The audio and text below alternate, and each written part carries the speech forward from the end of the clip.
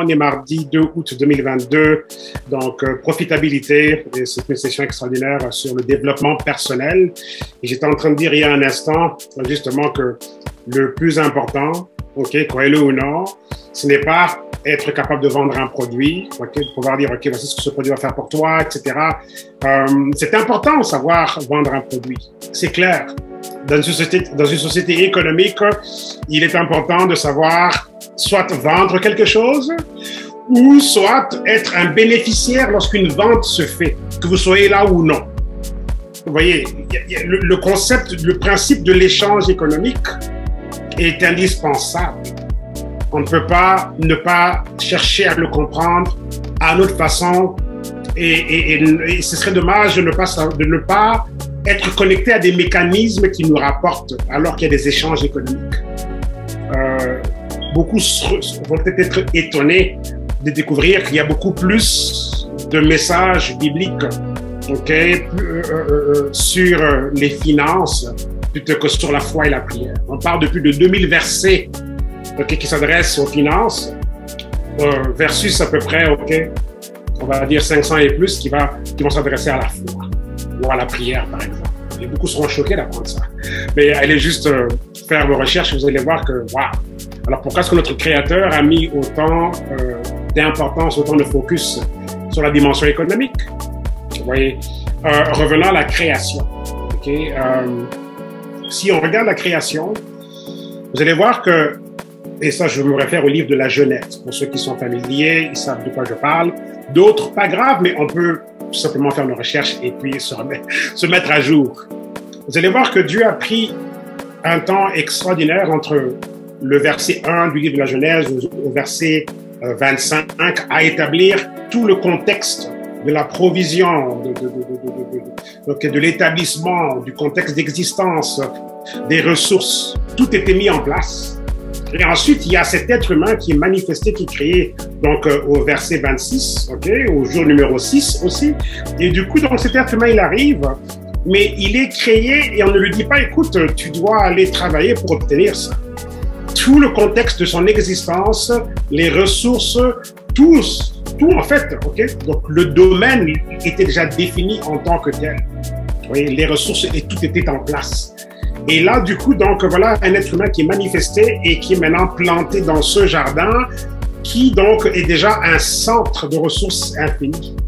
Vous voyez. Et si on devait le traduire dans un contexte économique, c'est du genre qu'il y avait déjà une économie déjà installée et qui fonctionne. Et regardez bien, allez le lire, ne me croyez pas moi, mais allez lire. Vous allez voir que c'est quoi les directives qui ont été données à l'être humain, et c'est important pour nous, surtout si on est entrepreneur, ou si on est aspirant entrepreneur. Pourquoi c'est important pour nous? C'est important pourquoi? Parce qu'on voit là que les directives qui ont été données étaient des directives de gestion. Dans le sens, voici les ressources, voici ton économie, voici le bétail, voici les poissons de la mer, voici les oiseaux du ciel, voici ta juridiction, et donc voilà, et voici tu as un mandat de gestion. Vous voyez? Donc, du coup, on se retrouve gestionnaire d'un domaine qui est déjà établi. Alors, c'est important d'aller chercher ces bases-là de comment est-ce qu'on réfléchit. Ce sont des paradigmes importants qui doivent, en fait, être compris. Parce que le contexte de l'emploi tel qu'on le connaît aujourd'hui, c'est plutôt un contexte de survie. Et ce n'est pas un contexte, on va dire, de gestion d'une économie personnelle. Parce qu'un employé contribue à l'économie de quelqu'un d'autre. Il y a quelqu'un d'autre qui a établi son économie, qui l'a automatisée, autonomisée avec des employés. Et du coup, l'employé contribue à l'automation, à l'autonomie de celui qui, lui, a pris les risques pour créer une forme d'économie. Et un propriétaire, selon la grosseur de son entreprise ou le succès financier, peut très bien jouer au golf en Floride pendant que les employés, eux, travaillent à $8 ou à $10 de l'heure. Vous voyez? Donc, est-ce que ça veut dire que, c'est toujours ainsi et que ça ne peut pas changer? Absolument que non. Vous voyez? Mais encore là, le concept même, si on s'éloigne de la Bible, juste on va regarder les systèmes en place. On met la Bible de côté, les systèmes en place, et là je vais citer Robert Kiyosaki. Robert Kiyosaki, c'est celui qui a écrit le livre Père riche, Père pauvre, le cadran du cash flow, etc. Et c'est l'un des conseillers financiers les plus populaires là. Donc de nos jours, il est devenu très célèbre grâce justement à ce livre-là, donc le cadran du cash flow et tout, Père riche, Père pauvre. Puis donc voilà, c'est un éducateur donc de renommée mondiale. Alors lui dit toujours ceci, que son père riche, ok, c'est celui qui lui a appris donc l'entrepreneuriat, etc. Et son père pauvre, en fait, c'était son père biologique. Et son père pauvre, lui, c'était en fait le chef du ministère de l'Éducation dans l'État d'Hawaï aux États-Unis. Et il raconte comment est-ce que son père leur avait dit, leur avait toujours dit que on leur avait interdit d'inclure tout ce qui touchait à l'argent et tout, les enseignements sur l'argent dans le système scolaire. Dans le système académique, ne devait pas inclure comment l'argent et comment s'en sortir financièrement, etc., ou comment développer la liberté financière. Donc, à quoi alors devait servir le système académique? Il devait servir à ce que, voilà, à former des employés, à former en fait, voilà, on va dire des pions si on veut, à aller aider des structures ou, soit gouvernementales ou bien secteur privé en termes de main-d'œuvre. Alors imaginez un peu qu'on va étudier et faire des longues études, mais dans tout ça, des longues études qui sont déjà préprogrammées d'avance pour un salaire limité. Pensez-y un peu. Longues études préprogrammées d'avance, ok, avec salaire limité. Vous le savez, c'est pas une surprise du genre, ah ben non, j'ai mes diplômes et finalement non, on m'a trompé et mon salaire n'est pas à la hauteur. Non, on le sait dès le départ. Un comptable sait à peu près qu'est-ce qu'il va aller chercher. Un comptable peut faire beaucoup d'argent, dépendamment des contrats et des nombres de clients qu'il peut avoir. Un avocat peut s'enrichir. Un docteur peut s'enrichir. Vous voyez, ce sont des professions qui peuvent amener une dimension de richesse, mais avec un lourd prix à payer en termes de charge de travail et en termes de temps. Le temps est aussi une denrée importante à considérer. Le temps en tant que tel. Vous voyez, le temps est important. Vous voyez, alors, avec ça, est-ce que ça veut dire que, j'aimerais juste qu'on se rende compte que ce que l'on voit, n'est pas, on va dire, une norme invariable. En 1900, et je l'ai souvent répété dans mes enseignements, si vous suivez mes podcasts, vous allez m'entendre souvent dire que en 1900, 90% de la population était entrepreneur et 10% étaient en fait employés. En 1900, au début du siècle dernier, le 20e siècle, là je parle des États-Unis par exemple. En 1980, 80 ans plus tard, c'était l'inverse. On parle alors donc de 90% d'employés et 10% d'entrepreneurs. Alors entre-temps, qu'est-ce qui s'est passé? Quelque chose s'est passé, c'est sûr. Le système scolaire, le système académique s'est installé, mais c'était quoi la raison d'être derrière ça? Il fallait qu'on peuple les usines, parce qu'entre-temps, on avait la révolution industrielle, le boom industriel. On a besoin de travailleurs dans les usines.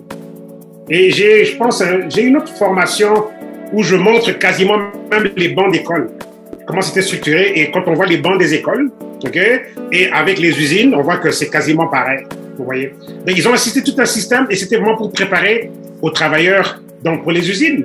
Mais plus tard, qu'est-ce qui s'est passé avec ça? On allait passer des usines autour de bureaux, vous voyez. Et là, du coup, tour de bureau, et là, il commence à avoir un shift. Parce que, du coup, ça coûte cher la main-d'œuvre. On va aller engager des gens en Inde pour $1 de l'heure. Alors, pourquoi payer quelqu'un en Amérique $20 de l'heure ou en Europe 20 € de l'heure, alors qu'on peut avoir 20 personnes en Chine, en Malaisie, au Costa Rica, et j'ai travaillé pour une compagnie à un moment donné au Canada, et pour le marché francophone, ils avaient ouvert des centres d'affaires au Maroc, pour une grosse compagnie de téléphone ici au Canada pour laquelle je travaillais à l'époque, donc à l'époque j'étais employé. Vous voyez. Pourquoi? Parce que on peut engager main d'œuvre donc moins cher. Donc du coup, le monde commençait à changer. Vous voyez. Mais entre-temps, il y avait déjà des gens comme moi, et j'ai eu le privilège de découvrir ce concept de l'entrepreneuriat, liberté financière, travailler de la maison. Mais encore là, c'était pas populaire, travailler de la maison, c'était considéré comme un risque. Parce que la sécurité, soi-disant, la sécurité venait soi-disant en fait des emplois en tant que tel. Cette mentalité autour de la sécurité sur les emplois. On doit regarder le contexte historique, mes amis. Regardez un peu la fin de la Deuxième Guerre mondiale. Regardez un peu le début du baby boom. Ok, on parle de 1946 à 1964. Il y a eu un boom au niveau des naissances. Et du coup, le marché du travail était très alléchant. Parce que là, on a beaucoup de compagnies, en fait, qui ont tout simplement offert des opportunités de prospérer et tout extraordinaire. Parce que là, on avait un marché extraordinaire au niveau des naissances. Et là, maintenant, du coup, le marché, l'économie des baby boomers, ok, donc de l'après-deuxième guerre mondiale, cette économie-là a fait en sorte qu'il y a eu un boom. Les compagnies de manufacturation de produits de bébés, là, nourriture de bébés, ils ont fait des booms. Les jouets des bébés, ils ont fait des booms. Vous voyez un peu? Donc, les couches, ok? Donc, les couches. Tout ce qui touchait, donc pourquoi? Parce que les baby boomers, après la Deuxième Guerre mondiale, sont rentrés dans une explosion des naissances. Les hommes sont revenus de la guerre, et toutes les familles se sont reconstituées, et tout, et puis boum! Vous voyez? Et donc là, c'était une économie influencée par le baby boom. Et vous voyez, et donc, les baby boomers, d'une manière ou d'une autre, ont toujours plus ou moins contrôlé l'économie. Parce que lorsque les baby boomers étaient arrivés en âge d'acheter des maisons, le marché de l'immobilier, boum, explosait. Parce que les baby boomers étaient arrivés en âge d'acheter des maisons. Vous voyez? Et lorsque les baby boomers étaient prêts à acheter des voitures, et boum, le marché de vente de voitures explosait aussi. Pourquoi? Parce que les baby boomers étaient les acheteurs de voitures. Vous voyez? Et ainsi de suite. Et même par rapport à des personnes comme nous qui sommes on va dire dans le marché de la santé au naturel, ce segment-là de la santé au naturel, vitamines, minéraux, suppléments, énergie, endurance, anti-vieillissement, vous voyez? Tout ça, perte de poids, mise en forme, métabolisme. Ça a aussi été beaucoup impacté par l'économie des baby boomers. Pourquoi? Parce que lorsque les baby boomers rentrent dans leur soixantaine, ils rentrent dans leur soixantaine et plus, qu'est-ce qui se passe? Bon, ok, ils ont besoin de perdre du poids, ils ont besoin de plus d'énergie, ils veulent rajeunir, ils veulent pas avoir des rides sur leur visage, ils veulent avoir de la vitalité, etc. Ils veulent vivre plus longtemps. Vous voyez? Et là, du coup, donc, ce baby boom a aussi beaucoup influencé ce secteur de la santé au naturel. C'est sûr qu'aujourd'hui, le corps présent, il est encore influent, il détient encore tellement de ressources économiques, en termes de puissance économique, et tout. Mais on doit comprendre là que beaucoup de choses sont en mouvement.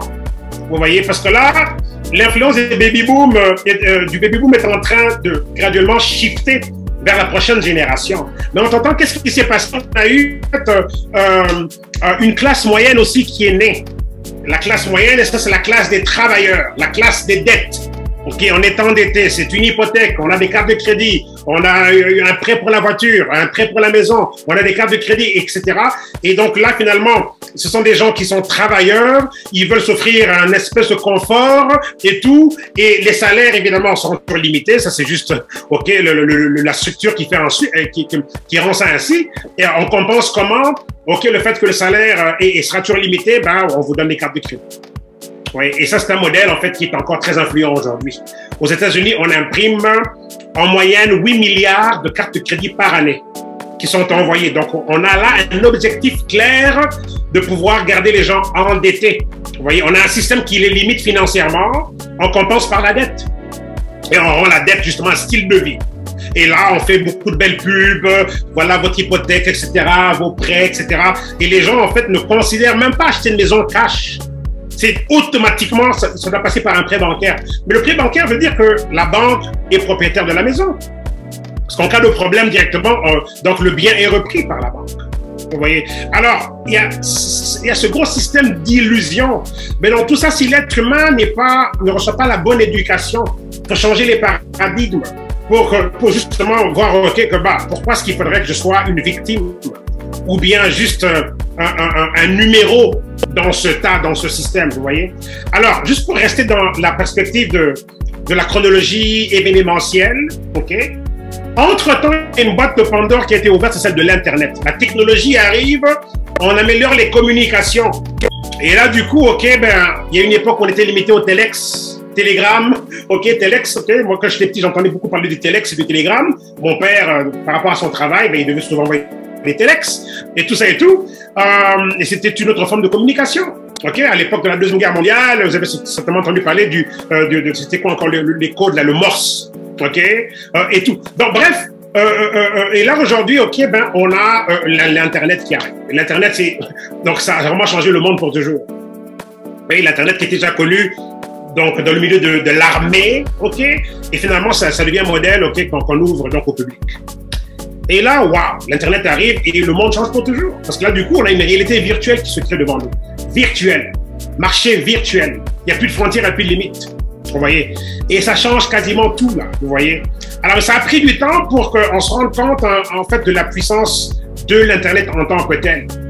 Beaucoup se sont fait prendre la dimension sociale et de divertissement de l'Internet, notamment avec Facebook, etc., YouTube. On voit le côté divertissement, mais on ne voit pas le côté business.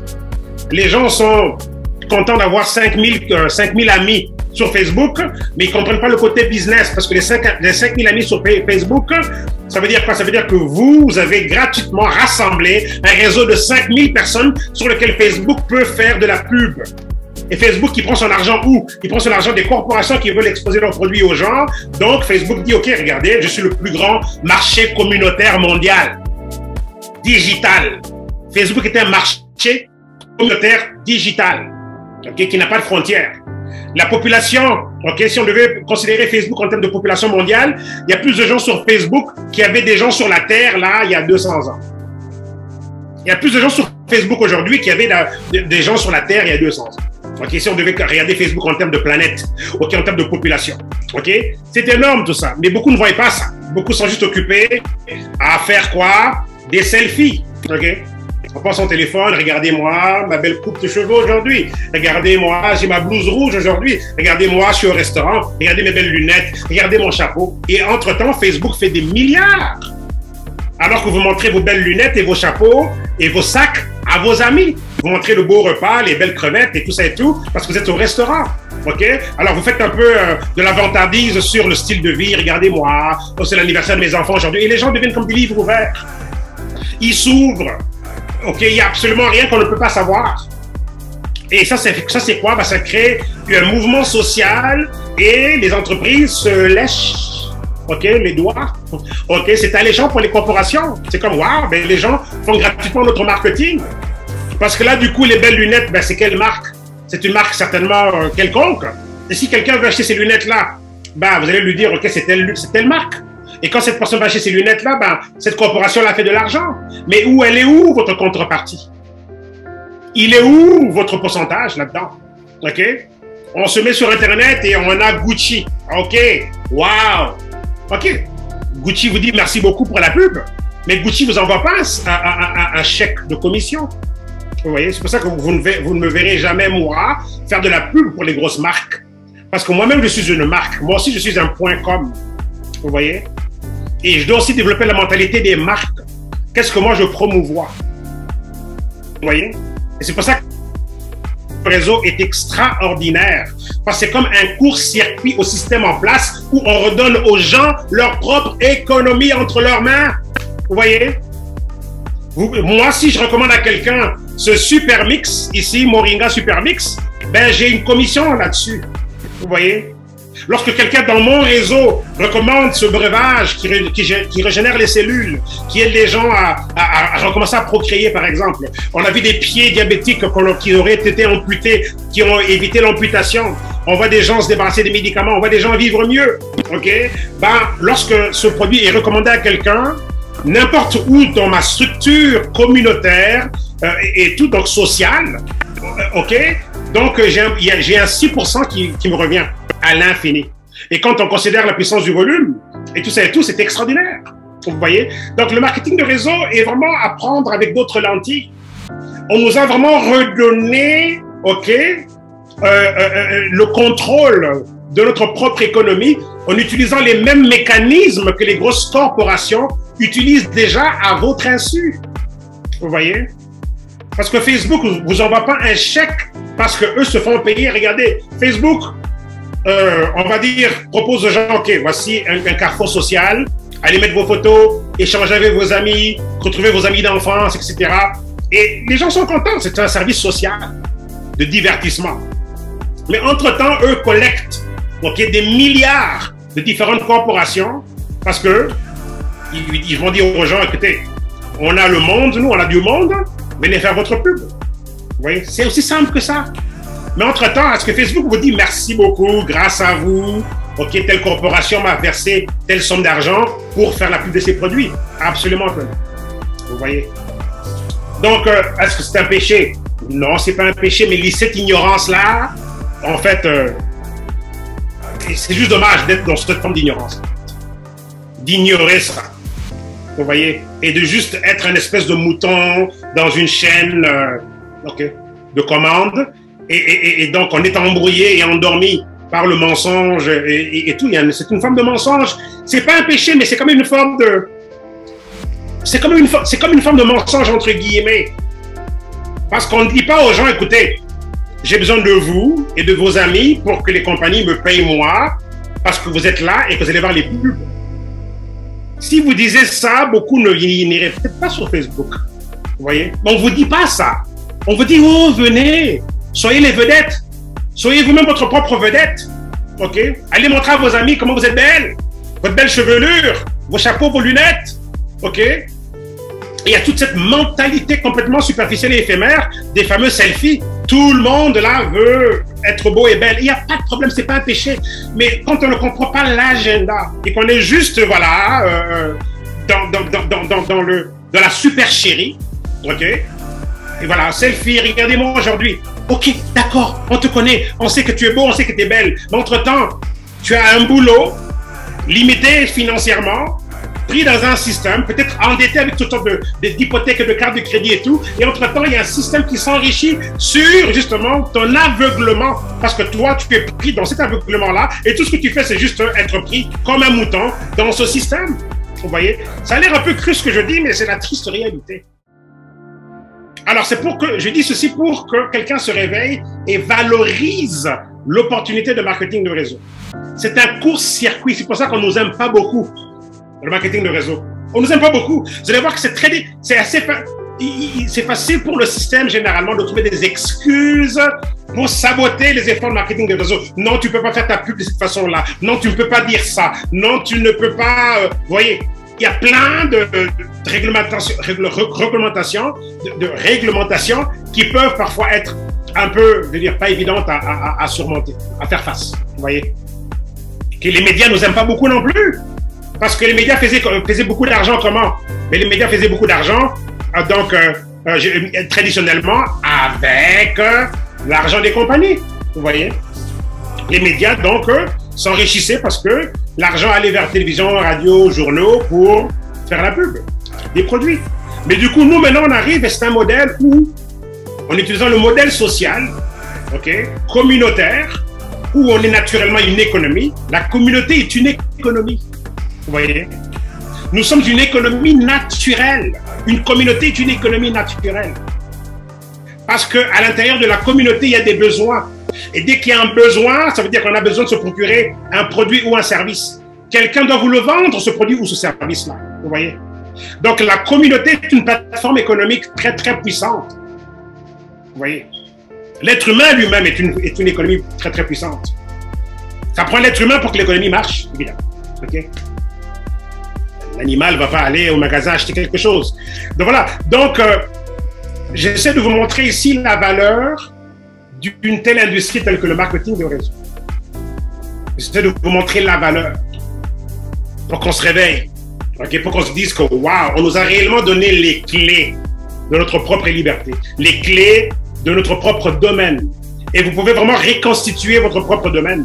Mais encore là, comment reconstituer un domaine si on ne sait pas qu'on a un domaine? Comment réclamer un domaine si on ne nous a pas dit qu'on avait un domaine? Il y a ce monsieur dont j'ai entendu l'histoire, clochard, mort en dessous d'un pont. Et c'était un héritier d'une famille qui fait en sorte qu'il y avait un héritage en banque pour lui, mais je ne sais pas trop qu'est-ce qui s'est passé. Ignorant de cet héritage-là, il est mort comme un clochard en dessous d'un pont. On a remonté la filière, on a vu que c'était un héritier d'une certaine famille, il y avait des millions en banque pour lui. Ignorant de l'héritage. Vous voyez? Alors, quand l'être humain est ignorant de l'héritage, il ne sait pas quoi réclamer. Il ne sait pas quoi réclamer. Et du coup, OK, c'est bon, on a un boulot, on peut payer nos factures, on a quelques dettes, et puis voilà. On va faire du 5 à 7, on va boire notre bière et vin, on oublie les problèmes de la vie, et puis voilà, on continue. Et on ignore qu'on a un héritage. Tout le monde a un héritage. Famille de riches ou pas, on a un héritage de notre créateur lui-même. Vous voyez? Mais encore là, c'est un concept complètement inconnu. C'est un concept même, généralement, même dans les églises, on ne comprend pas nécessairement ce concept-là. Vous voyez? Donc, j'essaie de nous emmener, avec un langage un peu révolutionnaire et tout, à comprendre l'aubaine que nous avons. C'est une aubaine. L'entrepreneuriat est une réelle aubaine. Vous voyez, quand l'entrepreneuriat est bien fait ou que au cours de l'entrepreneuriat, dans le processus de l'entrepreneuriat, vous recevez les bons enseignements, waouh, plus rien ne pourra vous arrêter. Parce que si on n'a pas compris pourquoi ça nous prend une plateforme comme celle du marketing de réseau, par exemple, on ne pourra jamais valoriser la plateforme donc, au plus haut niveau. On ne pourra pas la valoriser. On doit comprendre pourquoi est-ce qu'on a besoin de ce véhicule-là. Si on ne comprend pas pourquoi on a besoin de ce véhicule-là, on ne pourra pas savoir. OK? On ne saura pas quoi en faire. Et du coup, OK, on est motivé 1 mois, 2 mois, 3 mois après, ben voilà. On commence à se comporter comme s'il y a des choses plus importantes ailleurs. Mais c'est quoi ces choses plus importantes ailleurs? C'est les mêmes dettes, les mêmes factures à la maison et le même boulot. Alors du coup, qu'est-ce qu'on a découvert? Mais si on a découvert quelque chose de mieux ailleurs, tant mieux. Mais ayons aussi la discipline de faire quelque chose de bien avec ça. Et de grâce, si on peut aider d'autres gens avec ça, allons aider d'autres gens avec ça. Vous voyez? Mais c'est dommage lorsque par manque d'éducation, par manque de discipline personnelle, juste une simple discipline. J'aime bien ce que Jim Rohn a dit à l'époque. Jim Rohn, c'est l'un des grands éducateurs qui a beaucoup impacté l'industrie du marketing de réseau, mais aussi, juste le développement personnel généralement parlant. Il était c'était, on va dire, l'un des grands de la compagnie Herbalife. Pour ceux qui connaissent Herbalife, Jim Rohn était donc, on va dire, un plus grand distributeur et tout, mais il est aussi devenu un éducateur qu'on a invité partout. C'est plus juste un marketing de réseau. C'était devenu un éducateur de renommée mondiale. Et j'aime bien comment il définissait, donc le succès ou l'échec. L'échec, voici comment ce que Jim Rohn disait. Erreur quotidienne répétée sur le temps. Vous vous rendez compte? Mais l'échec est d'abord au départ une erreur quotidienne. Voulant dire que l'erreur qui a été faite lundi est répétée mardi. Mais ça demeure une erreur quotidienne, mes amis. Erreur quotidienne. Alors, comment est-ce qu'on change cette erreur quotidienne-là? Par, évidemment, on arrête, on arrête, de la propager et on installe une nouvelle discipline. Et là, du coup, on rentre dans le succès. C'est quoi? Une discipline quotidienne appliquée sur le temps. C'est tout. Alors, si on a 55 ans, 65 ans, 58 ans, 59 ans, et tout peu importe l'âge que l'on a, et qu'on est encore confronté au même problème qu'on avait il y a 20 ans, au même problème qu'on entend dans la communauté, dans la famille, etc. Et on se rend compte que tout le monde se plaint des mêmes choses, qu'on se retrouve encore à se plaindre des mêmes choses. Ben, quelque part, monsieur, madame, chers amis, il y a une erreur quotidienne qui a été répétée depuis votre enfance jusqu'à votre âge d'aujourd'hui. Erreur quotidienne. Bonne nouvelle pour nous, cette erreur quotidienne peut être changée là, aujourd'hui. On peut décider aujourd'hui d'installer une nouvelle discipline. Et si on en fait une discipline quotidienne, sur une période de temps, du coup, ça deviendra ce qu'on appelle le succès. Vous voyez, c'est aussi simple que ça. C'est une extraordinaire discipline. Vous voyez, et l'entrepreneuriat, c'est ça, c'est une opportunité d'installer une nouvelle discipline qui, elle, regorge de plus d'opportunités de pouvoir rejoindre le genre de vie qu'on mérite tous. Vous voyez, il y a des structures qui n'ont pas la capacité de servir votre destinée. Oui, vous avez une destinée, mais toutes les structures n'ont pas la capacité, vous voyez. Toutes les structures ne peuvent pas être, on va dire, très très performantes pour vous assister par rapport à votre destinée. La destinée a un coût. Oui, ça c'est quelque chose que j'ai publié dans mon premier livre. J'ai fait ressortir le côté destinée. La destinée a un coût. Alors, si on n'est pas conscient, premièrement, réveillé en matière de destinée, c'est clair qu'on ne pourra pas comprendre le fait que la destinée a un coût. Okay? Si on est réveillé en matière de destinée, ben, du coup, on fait attention aux structures économiques dans lesquelles on se trouve. Parce que là, on veut une structure économique qui peut être au service de ma destinée. Si ma destinée me demande de voyager quasiment tous les jours à prendre l'avion, aller de pays en pays, ben comment est-ce que je vais faire ça avec un boulot, mes amis? Ça ne marchera pas. Ben c'est clair qu'il me faut une différente structure économique. Il faut que je sois détaché d'une présence spécifique dans un lieu spécifique pour générer de l'argent. Donc, je dois avoir une structure qui me génère de l'argent sans ma présence physique nécessairement. Et donc là, du coup, je peux voyager. Si je prends le marketing de réseau, ben, je peux faire un zoom de ma chambre d'hôtel. J'en ai fait, moi, des zooms de ma chambre d'hôtel, dépendamment de où je me trouve dans le monde. Vous voyez? Donc, si on n'est pas conscient en matière de destinée, on ne sait pas, okay, quel genre de structure économique ça nous prend. On doit être conscient en matière de destinée. Ma femme a quitté son emploi. Elle travaillait pour le gouvernement du Canada. Elle a pris sa retraite l'année dernière au mois de septembre. Mais c'est une façon d'être consciente en matière de destinée. Dans son cas, elle a eu la révélation de son rôle par rapport aux enfants. Parce que les enfants, c'est le futur. Nos enfants ont tous une destinée. Et du coup, si on ne peut pas faire confiance au système en place, de les éduquer, de les encadrer pour servir leur destinée, ben, Dieu merci, il y a le système de l'école à la maison.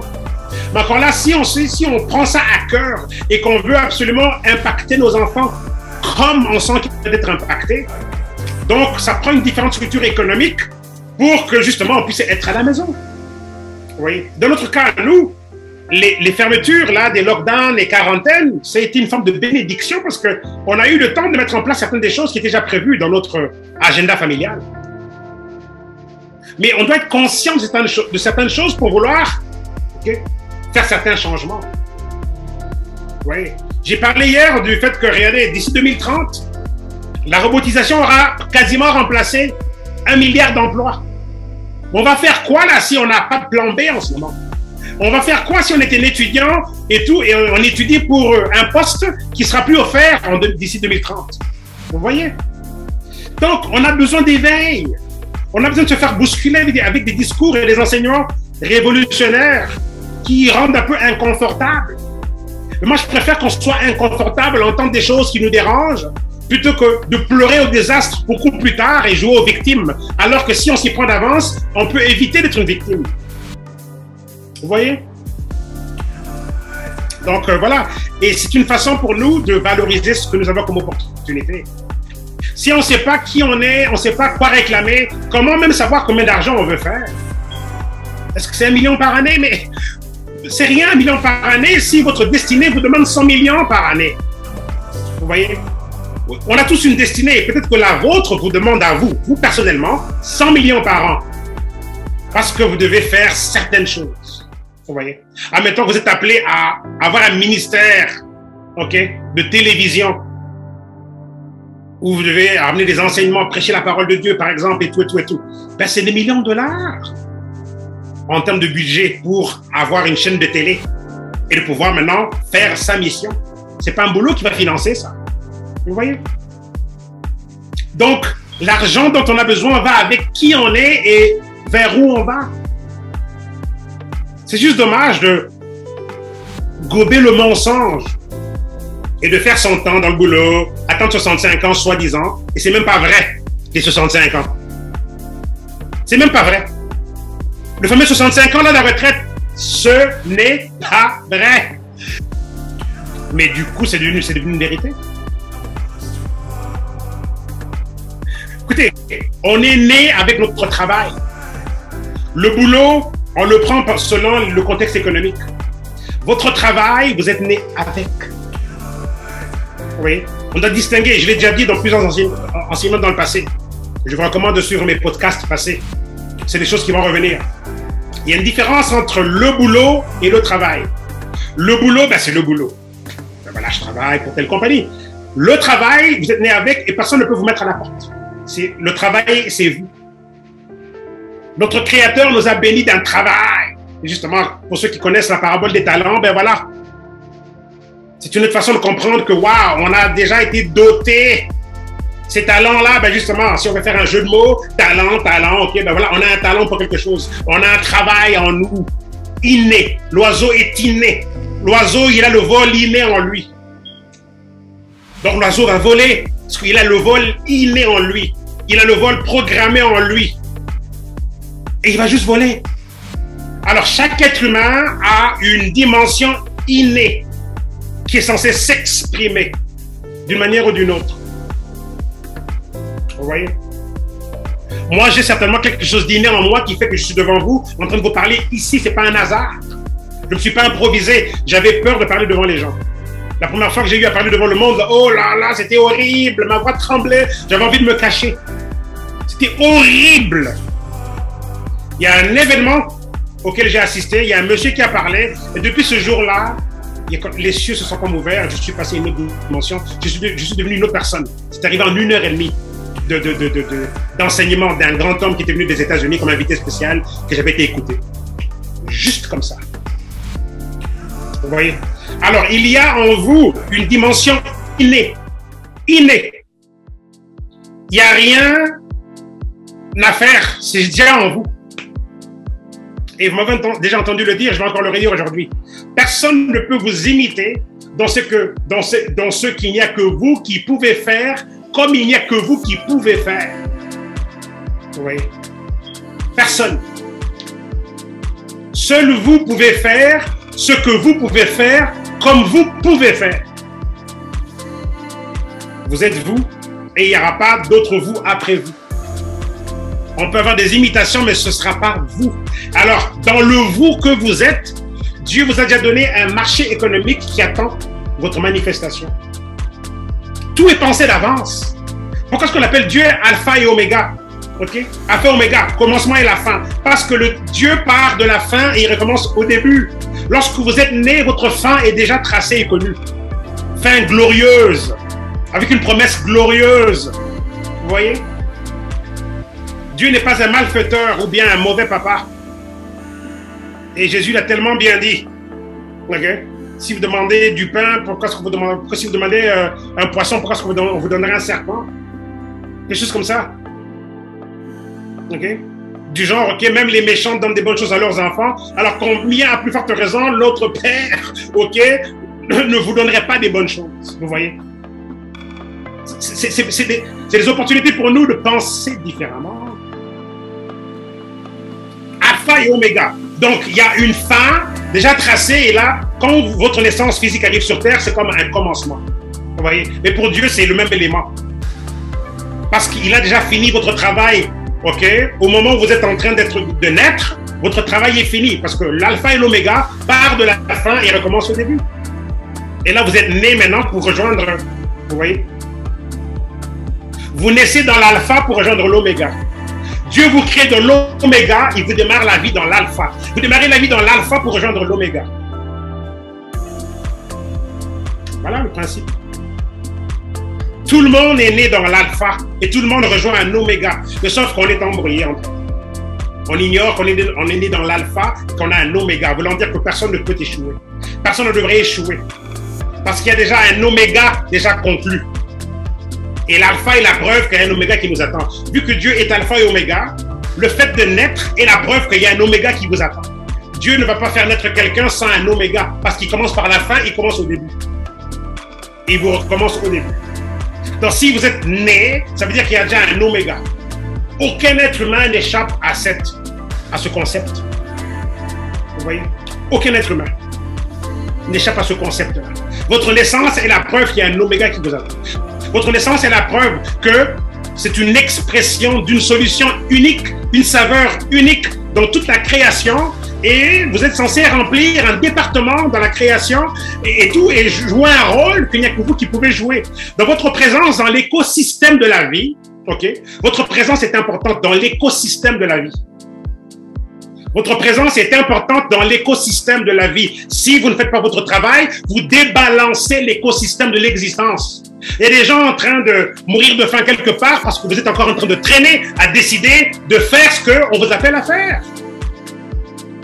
Et des gens qui sont peut-être en train de mourir quelque part de maladies et de problèmes parce que vous êtes encore indécis, pas sérieux, irrégulier, irresponsable, en retard, en train de tourner en rond. Et entre-temps, il y a des gens qui meurent de faim ou peut-être qui sont en train de mourir prématurément parce que quelqu'un ne s'est pas encore réveillé. Parce que quelqu'un est irresponsable, irrégulier, tourne en rond, trouve des excuses, joue aux apparences, mais entre-temps, il n'y a pas de substance. Quand est-ce qu'on va se réveiller, mes amis? Désolé, là, l'émission a changé de tournure, mais bon, je pense que c'est pas moi qui contrôle ça. Si je vais contrôler ça, je serais déjà en train d'enseigner ce que j'avais prévu d'enseigner. Mais je ne me base pas nécessairement sur ce que j'ai prévu d'enseigner, je me base sur ce que celui qui est en haut veut que quelqu'un puisse entendre aujourd'hui. Votre naissance est la preuve qu'il y a un alpha et un oméga, ok? Alpha et oméga. Il n'y a aucun doute. Il n'y a aucun doute. Il n'y a aucun doute. Votre utilité est indispensable. On vous fait croire que vous êtes dispensable. On vous engage au boulot. Oh, on n'a plus besoin de vous, on vous met à la porte. Ça fait quoi ça dans le psychique de quelqu'un? Ben, je ne vaux rien là. On m'a mis à la porte. Oh, il me faut un nouveau boulot là. Qui va m'engager s'il vous plaît? Qui va m'engager? Tout ça. Alors qu'il y a un oméga qui vous attend. Vous êtes déjà, ok? Vous avez déjà un travail dont personne ne peut vous renvoyer.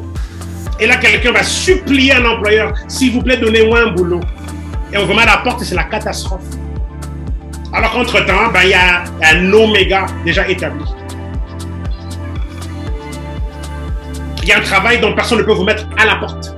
Et quand ce travail-là est compris, pour revenir à l'histoire donc de la retraite, quand ce travail-là est compris, oh là là, qui peut vous mettre à la porte? Personne. Il n'y a pas de retraite.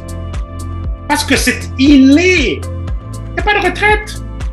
À 80 ans, ben non, on est encore en train de faire de nouveaux plans. Parce que quand on est dans son élément, peu importe 80, 90 ans, 100 ans, 120 ans. Vous avez vu hier la locution scientifique. OK? Toute mort avant 120 ans devrait être considérée comme une mort prématurée. Intéressant que la science dise ça. Mais Genèse 6.3 le dit aussi. Vous voyez? Il n'y a pas de retraite. Imaginez un peu si Dieu prenait sa retraite là. Qu'est-ce qui nous arriverait? Il n'y a pas de retraite. La retraite est un esprit d'esclavage. L'esclave vit une vie de corvée. Et là, du coup, ben, on veut s'arrêter pour souffler un peu. Et c'est normal. Vous voyez? La retraite est un esprit d'esclavage. C'est un esprit d'esclavage. L'esclave cherche à s'arrêter. On en a marre des corvées. Et on veut s'arrêter. Et là, du coup, OK, la retraite, oh là là. Les week-ends sont tellement, oh là là, les week-ends. Moi, il n'y a pas de week-end pour moi. Mardi ou lundi ou dimanche, il n'y a pas de week-end. Il n'y a pas de week-end. Il n'y a pas de week-end. Du tout, du tout, du tout.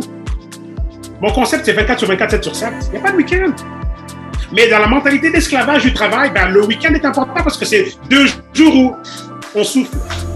On va oublier les problèmes de la vie, on va se noyer d'alcool, etc. Et on pense que c'est la bonne vie. Entre-temps, on détruit les télomères, on détruit le froid et on affecte notre longévité. Désolé si ça fait mal à quelqu'un.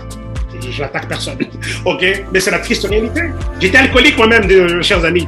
Mon foie commençait à faire mal. J'étais, comment dire en anglais, in denial. Voulant dire que je me disais, non, c'est rien. Ça a pris la rescousse donc, du Créateur lui-même pour me sortir de là.